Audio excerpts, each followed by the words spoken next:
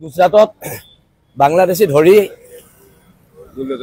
Bulldozer চলাই দিছে গুজৰাট চৰকাৰে আৰু আমাৰ শিৱসাগৰ নিচিনা জেগাত বাংলাদেশী পিয়াপিদি ঘূৰি ফুৰিছে। যোৰহাটৰ নিচিনা জেগাত ঢাকাই পট্টি হ'ল। ঢাকাই পট্টি মানে তেওঁলোক ঢাকাৰ পৰা আহিছে, ঢাকাই পট্টি হ'ল।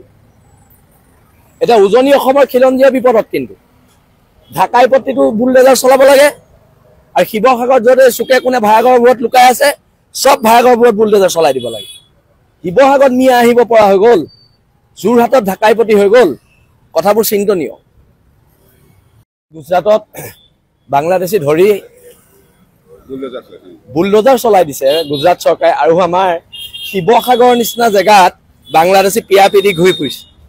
যোৰহাটৰ নিচিনা জেগাত ঢাকাই পট্টি হ'ল। ঢাকাই পট্টি মানে তেওঁলোক ঢাকাৰ পৰা আহিছে, ঢাকাই পট্টি হ'ল।